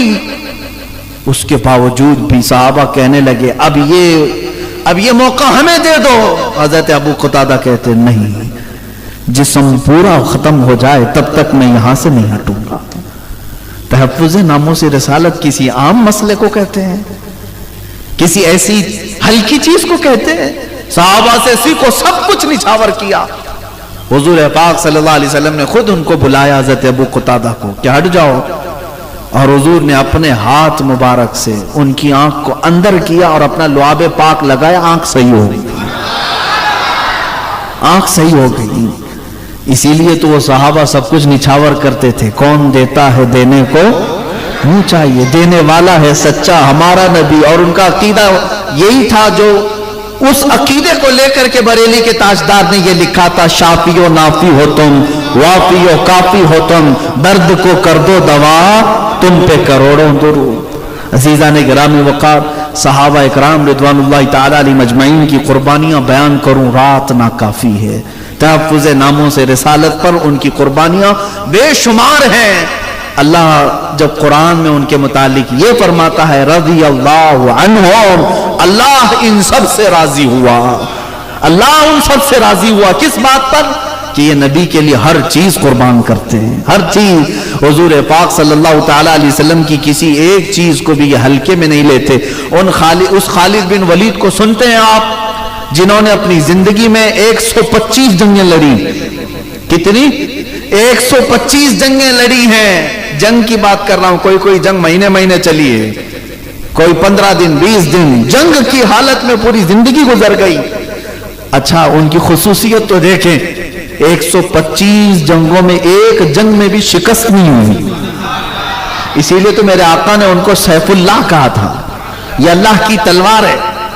اور حضرت خالد بن ولید کہتے ہیں میرے پورے جسم پر ایک بالشت بھی جگہ باقی نہیں جہاں تیر یا نیزہ نہ لگاؤ، ایک بالشت جگہ بھی باقی نہیں، ہر جگہ لگا، لیکن شہادت نہیں ہوئی، کسی جنگ میں آپ کو کوئی شہید نہیں کر سکا، وہ طبعی موت ان کا انتقال ہوا اپنے بستر پر، حضرت خالد بن ولید۔ اس کی وجہ مفسرین یہ بتاتے ہیں اگر کوئی ان کو میدان جنگ میں مار دیتا، شہید کرتا، تو پھر دنیا یہ کہتی کہ اللہ کی تلوار ٹوٹ گئی۔ سیف اللہ ہے نا اللہ کی تلوار، ان کے بارے میں بات کر رہا ہوں جس نے 125 جنگیں لڑی، وہ کیسا بطل جلیل اور بہادر عظیم، اور دشمنوں کے ناکوں تلے چنے چبوا دے، بہت مشہور جرنیل۔ ایک جنگ میں حالت ایسی آ گئی کہ کفار سر پہ سوار تھے، کسی نے تلوار ماری تو آپ کا امامہ کھل کر نیچے گر گیا، امامہ گر گیا، اور ادھر خالد بن ولید کے سر پر ایک کافر کھڑا ہے تلوار لے کر، اور جنگ کے جوہر جاننے والا تو مقابلہ کرتا، کپڑے چھوڑ دیتا۔ ارے میاں کبھی ہاتھ کٹ رہا ہے، کبھی جبہ پھٹ رہا ہے، یہ تھوڑی نہ دیکھا جاتا ہے جنگ کے میدان۔ خالد بن ولید نے مشرکین کو اٹھائے ہوئے تلواروں کی طرف نہیں دیکھا، وہ امامہ اٹھانے کے لیے بھاگے، دوڑے اور جا کر کے اٹھایا۔ ارے یہاں اس وقت تک تو گردن پہ تلواریں چل جاتی، ٹکڑے کر دیتے، کئی لوگ سوار تھے سر پر، پھر بھی آپ وہ امامہ اٹھانے کے لیے گئے، اٹھا کر کے لے آئے، اور جس کے ہاتھ میں تلوار تھی وہ رک گیا اور کہا خالد بن ولید ہے تو؟ میں نے تیرے بہادری کے بڑے قصے سنے، لیکن آج ایسا کام تجھ کو کرتے ہوئے دیکھا جو ایک عام سپاہی بھی نہیں کرتا۔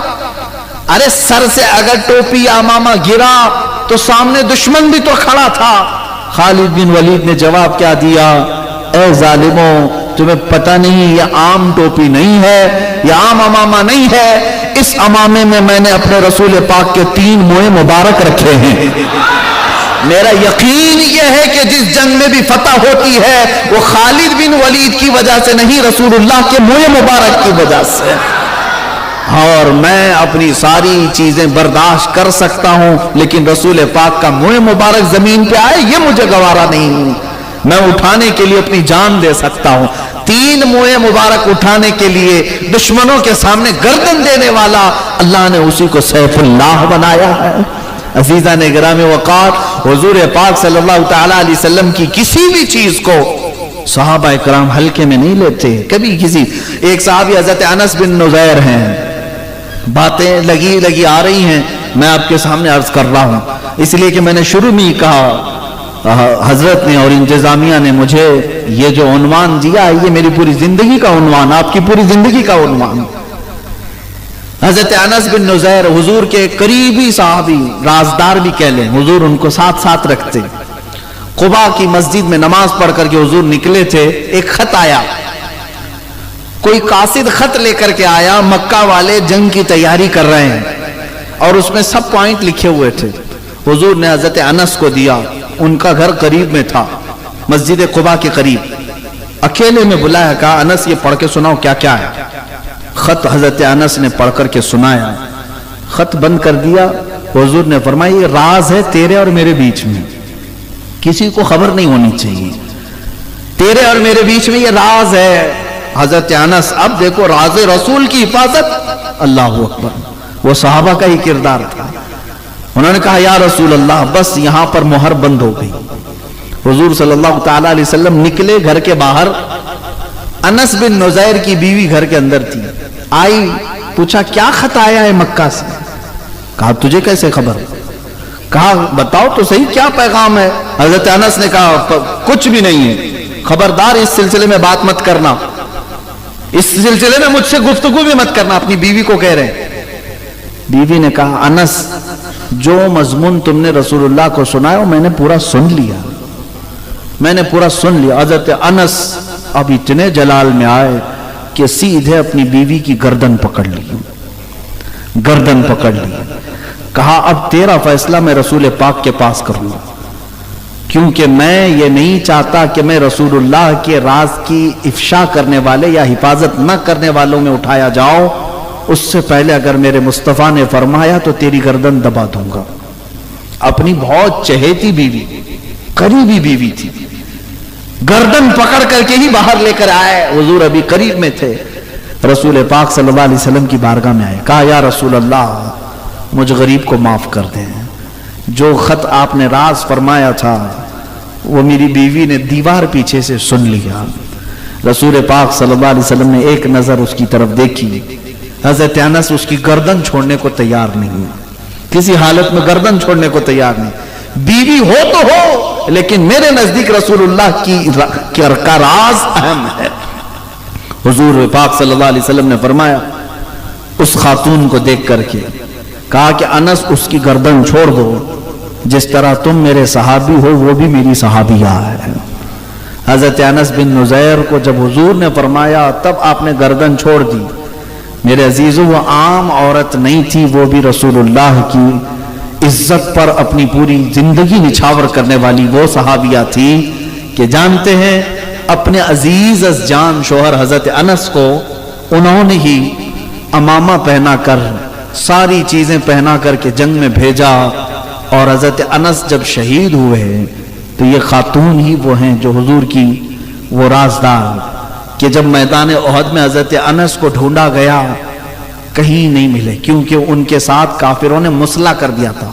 मुसला का मतलब उनके चेहरे को फोड़ दिया था, उनके जिस्म को पत्थरों से फोड़ करके मसल दिया था, पहचान के लिए कोई चीज बाकी नहीं थी। यहां तक कि उनकी खातून और उनकी बहन आई, हजरत अनस की सिर्फ उंगली देख करके पहचाना, एक उंगली बाकी थी, उंगली के पोर देख करके कहा कि ये मेरे सरताज, ये मेरे शौहर नामदार, और उनकी बहन ने कहा ये मेरा भाई है। इस बात पर हजरत अनस को पहचाना गया।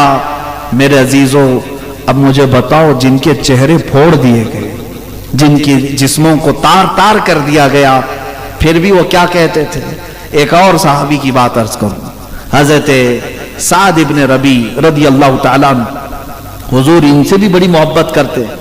मैदान जंग में शाम का वक्त है, हुजूर ने पूछा साहबा से, देखो साद कहां है, जिंदा हैं या इंतकाल कर गए। साहबा ढूंढते ढूंढते हुए आए, साद साद पुकारा, उनकी हल्की हल्की आवाजें आ रही थी। जिस तरफ आवाज आई साहबा आए तो देखा उनके जिस्म पर 12 नेज़े लगे हुए थे, पेट फट गया था, आंतें बाहर आई थी, लेकिन रूह अभी बाकी थी, जुबान अभी चल रही थी। साहबा आए, कहा साद रसूलुल्लाह ने भेजा है। वो वहीं पर कहने लगे, ए मेरे दोस्तों, अल्लाह के नबी को मेरा सलाम कह दो, मैं हुजूर तक पहुंच नहीं पाऊंगा, चल कर आ नहीं सकता, जख्म है, नेज़े ऐसे चुभे हुए हैं कि निकालने वाला भी कोई नहीं, पेट फटा हुआ है। लेकिन जानते हो जो जुमला उन्होंने कहा, साद इब्न रबी, तहफ्फुज़ नामूस रिसालत का सबसे बड़ा जुमला ये साद इब्न रबी ने कहा है, मैं अपने जानिब से कहता हूं। वो कहते हैं, आने वालों जाओ रसूलुल्लाह की बारगाह में कहना साद को माफ कर दें या रसूल अल्लाह, साद को माफ कर दें या रसूल अल्लाह, आपकी हिफाजत का हक अदा नहीं कर सका। मुसलमानों बताओ, हम गर्म बिस्तरों पर सो करके गरम रोटियां खा करके फिर भी कहते हैं हम मोहब्बत रसूल है, हमें इश्क रसालत है हमारे पास। जिनके पेट फट गए, नेज़े उनके ऊपर चुभे हुए, तब भी वो कहते हैं कि हम हक अदा नहीं कर सके, हक अदा नहीं कर सकते। और उसके बाद जो दूसरा जुमला उन्होंने कहा था, कहा अपने दोस्तों से, साहबा से जो उनकी खैरियत पूछने आए थे, वापस जाओगे मदीने तो हमारी कौम से यह कह देना साद का पैगाम, क्या लोगों, अगर तुम्हारी जवानी बाकी रही और तुम्हारी जिंदगी में अगर कोई रसूल पाक तक हाथ भी बढ़ा दिया तो हजरत साद कहते हैं कि खबरदार, कयामत के दिन फिर उसका कोई उज़्र कबूल नहीं किया जाएगा, कोई उज़्र तुम्हारा कबूल नहीं किया जाएगा। तुम ये कह करके नहीं बच सकोगे कि मैं लंगड़ा था, मैं लूला था, मैं गरीब था, मैं मजदूर था, मैं गवर्नमेंट ड्यूटी वाला था, मैं क्या कर सकता था। हजरत साद ने कहा तुम्हारा कोई उज़्र कबूल नहीं होगा अगर तुम्हारे जीते जी रसूल पाक की इज्जत तक कोई पहुंच गया। इसीलिए मेरे अजीजों, हम बार बार आपसे ये जो बातें करते हैं वो सिर्फ इसीलिए कि जगह जगह के थक चुके हैं तुम्हें ये हंगामे। मुसाफिरों, रविशे कारवां बदल डालो, अब चलने का तरीका बदल डालो। आपने बहुत सारे नेताओं के पीछे जय विजय करते हुए जिंदगियां बिता दी, اور یہ کہاں لے جا کر کے ڈالتے ہیں پتہ ہی نہیں رہتا. 5 سال میں ایک مرتبہ برساتی مینڈکوں کی طرح باہر آئے اور تمہاری خواہشات اور جذبات کے ساتھ کھیلا اور چلے گئے, غائب ہو گئے. ان سے کبھی آپ نے سوال کیا کہ ہم آپ کو منصبوں تک پہنچاتے ہیں, عہدوں تک پہنچاتے ہیں, اے لیڈروں ہماری کھانے پینے, راشن, گھر, کپڑے لتے کی بات مت کرو, کم سے کم جس عہدے پر تمہیں اللہ نے بٹھایا وہاں جا کر میرے مصطفیٰ کی عزت کی تو بات کرو. کوئی کہنے والا تک نہیں ہے. یہ آج حالات ہمارے ایسے ہیں. اسی لیے مجھے وہ بات یاد آتی ہے جو سید میاں مارہ روی رحمت اللہ تعالی علیہ, حضور سید العلماء نے کہا تھا, مسلمانوں جاگ جاؤ, کسی کی جے بھی جے کیوں پکارے, کیا غرض ہم کو, ہمیں کافی ہے سید اپنا نعرہ یا رسول اللہ. اور اگر آج تمہارے دکھ درد اور تمہارے بے کسی کا کوئی سہارا بن سکتا ہے تو صرف اور صرف رسول اللہ کی ذات ہے, میرے آقا صلی اللہ تعالیٰ علیہ وسلم کی ذات ہے. وہی تمہاری قسم پرسی کے وقت پہنچ سکتے ہیں, وہی تمہارے دلوں کے درماندہ ہیں, باقی کوئی نہیں. یہ سب جھوٹے دعوے دار ہیں. سب لوگ تمہیں اسی طرح سے ہرے باغ دکھاتے اور اس کے بعد چل دیتے ہیں. تمہارا کوئی دکھ اور درد سمجھتا ہے اور مدد کو پہنچتا ہے تو صرف وہ محمد رسول اللہ کی ذات ہے. وہ دیکھو فالج ہو گیا, لقوہ ہو گیا, اور بوسیری, امام بوسیری نے بستر میں پکارا تھا هو الحبیب الذی ترجا شفاعتہ لکل حول من الاحوال مقتحم, تو وہ مدینے سے چل کر میرے آقا خواب میں تشریف لائے. فالج کی بیماری والے کے لیے کوئی حکیم جلدی چل کر نہیں آتا, وہ رسول اللہ کی ذات ہے. بوسیری کے خواب میں آئے تو آئے, اپنے ہاتھوں سے جسم پر پھیر کر کے شفا بھی دیا اور ان کے قصیدے پر انعام میں اپنی چادر بھی عطا کیا. ہم نے تاریخ میں یہ بھی پڑھا جب امام احمد بن حنبل کی تہبند کھل رہی تھی اور جلاد ان کو کوڑے مار رہا تھا, ان کے دونوں ہاتھ زنجیروں سے بندھے تھے, امام احمد بن حنبل رونے لگ گئے, میری تہبند کھل رہی ہے. جلاد نے دیکھا اچانک غیب سے 2 ہاتھ آئے اور ان کی تہبند کو مضبوطی سے باندھ دیا.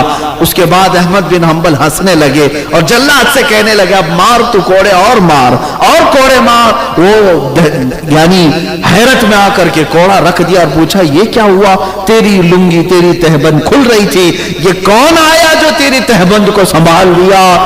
امام احمد بن حنبل نے اپنی وارفتگی میں کہا تھا جس کے لیے کوڑے کھا رہا تھا وہ ہاتھ آ گئے ہیں. اور یہی تو مسلمانوں ہمارا عقیدہ بھی یہی ہونا چاہیے کہ مرو بھی تو حضور کے نام پر, کہ ہم قبر میں جاتے ہیں تو بھی ہمارے بزرگوں نے ہمیں یہ عقیدہ دیا ہے. فرشتے اگر آتے بھی ہیں تب بھی ہم یہ کہتے ہیں اب تو پائے ناز سے اے فرشتوں کیوں اٹھو, اب تو پائے ناز سے اے فرشتوں کیوں اٹھو, مر کے پہنچاؤں یہاں اس دل ربا کے واسطے. یا رسول اللہ صلی اللہ تعالیٰ علیہ وسلم, حضور پاک صلی اللہ تعالیٰ علیہ وسلم کے لیے ہی امام اہل سنت نے فرمایا تم آج یہ سمجھ لو, آج یہ سمجھ لو کہ تمہارے دکھ, تمہارے درد اور تمہارے غم میں کوئی پرسان حال ہے تو مدینے کا تاجدار ہے. اس رسول پاک کی ذات کو ہم نے پڑھا ہے, ہرن اپنے بچوں کی جدائی پر روئے تو میرے آقا بے قرار ہو جائیں, اور اس کی ضمانت کے لیے ہرن کے شکاری کو کہیں کہ اسے چھوڑ دے, اپنے بچوں کو دودھ پلا کر آئے گی. یہ واقعہ بھی آپ نے سنا ہوگا. حضور منبر پر خطبہ دے رہے تھے, وہ لکڑی جس کو حضور پکڑ کر کے خطبہ دیتے تھے اسے چھوڑ دیا, لکڑی نے رونا شروع کیا, حضور خطبہ چھوڑ کر کے آ گئے, اس لکڑی کو اٹھایا سینے سے لگایا. وہ رسول محتشم صلی اللہ علیہ وسلم ہرن کے رونے کو برداشت نہیں کر پاتے, لکڑی کا رونا نہیں دیکھ سکتے. تم تو امتی ہو, میرے مصطفیٰ کے غلام ہو, ایک بار اگر ان کے دربار سے وابستہ ہو گئے تو پھر دیکھنا جس رات کو بھی تم پکارو گے میرے آقا کو, وہ آقا ضرور تمہارے اپنے دیدار سے مشرف کریں گے. سنا ہے آپ ہر عاشق کے گھر تشریف لاتے ہیں, یا رسول اللہ میرے گھر میں بھی ہو جائے چراغاں, میرے دل میں بھی ہو جائے چراغاں, یا رسول اللہ. عزیزان گرامی, اعلیٰ حضرت کے اسی شعر پر میں اپنی گفتگو کو سمیٹتے ہوئے ختم پر لاتا ہوں. تم سمجھ لو آج کی زمانے میں کوئی تمہارا دوسرا درماندہ نہیں ہے, کوئی تمہارا دوسرا آسرا اور سہارا نہیں ہے. जान लो आज ले उनकी पनाह, आज मदद मांग उनसे, फिर ना मानेंगे कयामत में अगर मान गया। अपनी सारी जिंदगी हुजूर की तरफ कर दो, अपना रुख उनकी तरफ फेर दो, अपनी जिंदगी का चलना फिरना हुजूर की तरफ कर दो। इसी को नामूस रिसालत की हिफाजत कहते हैं। ये नहीं कि सिर्फ जुबान से तुम कहो हम हुजूर की इज्जत पर मरते, नहीं मेरे अजीजों, हुजूर की सुन्नतों के लिए अपनी सारी कुर्बानियां दे दो। अगर दुनिया तुम्हें ताना मारती है तो मारने दो, तुम्हारी दाढ़ियों को ये नोचती है तो नोचने दो। तुमने इनके लिए दाढ़ी नहीं रखी, मेरे मुस्तफा के लिए रखी है। हमने चेहरा अगर सजाया है तो इसलिए कि आज न कल हमारा जनाजा उठेगा और कब्र में हम जाएंगे। कब्र में कोई नेता कोई दोस्त हमारे सामने नहीं होगा। अगर आज दुनिया तुम्हें छोड़ देती है सुन्नतों की बुनियाद पर तो छोड़ने दो, सारी दुनिया रूठ जाए, अल्लाह का नबी तुम्हारा हो जाए, बस इतनी जिंदगी काफी है। आला हज़रत ने इसी को कहा था, उन्हें जाना उन्हें माना, न रखा गैर से काम, लिल्लाहिल हम्द मैं दुनिया से मुसलमान गया। अजीजा ने गिरामी, ये वस्फ जब तुम्हारे दिलों में आ जाए तो फिर समझ लो हर पस्त बाला हो जाएगा। इकबाल कहता है, कुव्वत इश्क से हर पस्त को बाला कर दे, दहर में नाम मोहम्मद से उजाला कर दे। और तेरी तरक्की का एक राज है, तेरी कामयाबी का एक राज है, तेरे बुलंदी पर पहुंचने का एक राज है, तेरे इक्तिदार के वापस आने का एक राज है, तेरी सरबुलंदी का एक राज है, तेरी खोई हुई इज्जत के वापस आने का एक राज है। वो राज क्या है कि मोहम्मद से वफा तूने तो हम तेरे